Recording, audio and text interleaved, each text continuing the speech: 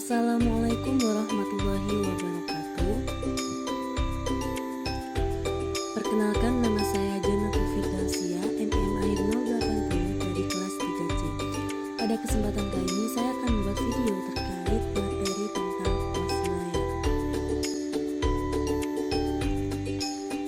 Pertama-tama kita harus mengetahui terlebih dahulu apa itu OSI layar. Nah, OSI atau Open System Interconnection adalah sebuah konsep yang memungkinkan pertukaran informasi terjadi antara berbagai jenis sistem komunikasi komputer. OSI digunakan sebagai titik referensi untuk membahas spesifikasi protokol. Selanjutnya yaitu masuk pada materi layer pada OSI.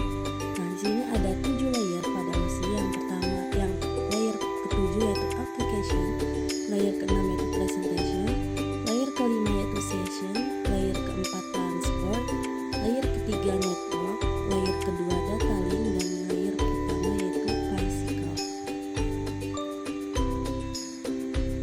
Layer ke-7 application adalah pusat terjadinya suatu interaksi antara user dengan aplikasi yang bekerja menggunakan fungsionalitas sebuah jaringan. Lapisan ini menjadi layer paling atas dari model OSI. Contoh beberapa protokol yang ada di layer application pada OSI adalah HTTP, FTP, SMTP, dan lain-lain. Konsep dan kegunaan layer 7 yaitu berurusan dengan program komputer yang digunakan oleh user atau program yang hanya mengakses jaringan. Kemudian layer ke-6 yaitu presentation berfungsi untuk mengidentifikasi sintaks yang dipakai suatu host jaringan untuk berkomunikasi. Layer ini perlu memberi enkripsi serta deskripsi yang nantinya akan dipakai dalam layer application. Pada layer presentation, data akan terenkripsi dan deskripsi otomatis melalui sistem. Beberapa protokol yang berada pada layer ini adalah MPLS, TLS, SSS, dan lainnya.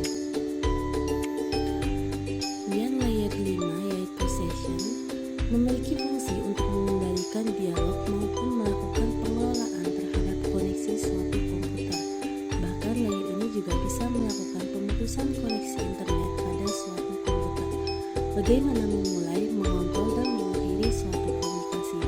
Contoh protokol yang berada di layer ini adalah NFS, Network File System, RDP, SMB, dan lainnya. Kemudian yaitu layer ke-4, transport. Nah, mengapa disebut transport layer? Sebab lapisan ini memiliki peran untuk menyalurkan bit. Ada pun beberapa fungsi spesifik dari layer ini, yaitu yang pertama memecahkan data yang akan dimasukkan ke dalam beberapa paket data, melakukan transmisi data mulai dari session sampai ke network layer. Setiap paket yang ada akan diberikan penomoran oleh layer ini sehingga mudah untuk menyusun ulang, melakukan looping terhadap proses transmisi yang ada di dalam paket data yang hilang. Dengan layer ini, data bisa disalurkan dari server menuju ke pengguna tanpa adanya gangguan. Nah, di sini ada contoh gambar dari layer transport saat melakukan koneksi end-to-end. Kemudian ada gambar lagi di layer transport saat mengirim segmen dari satu host ke host yang lainnya. Dan yang terakhir yaitu layer transport saat memastikan reliabilitas data. Nah, sekarang layer ketiga yaitu network bertugas untuk mendefinisikan alamat IP sehingga setiap komputer dapat saling terkoneksi dalam satu jaringan. Fungsi lainnya adalah melaksanakan proses routing dan membuat header untuk setiap paket data yang ada. Layer kedua atau data link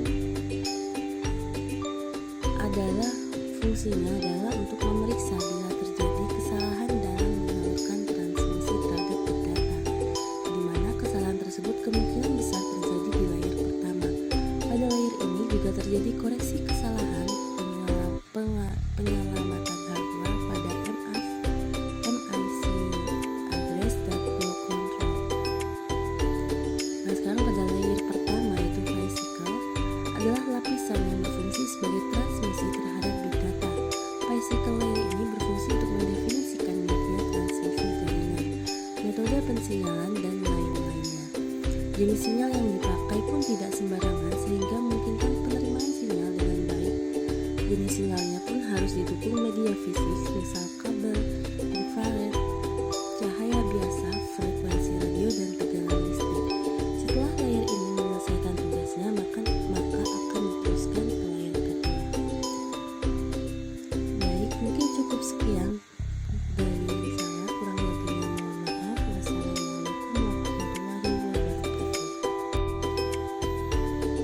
Wassalamualaikum warahmatullahi wabarakatuh. Perkenalkan, nama saya Janatul Firdausia, NIM 087 dari kelas 3C. Pada kesempatan kali ini saya akan membuat video terkait materi tentang oscillator. Pertama-tama kita harus mengetahui terlebih dahulu apa itu oscillator. Nah, OSI atau Open System Interconnection adalah sebuah konsep yang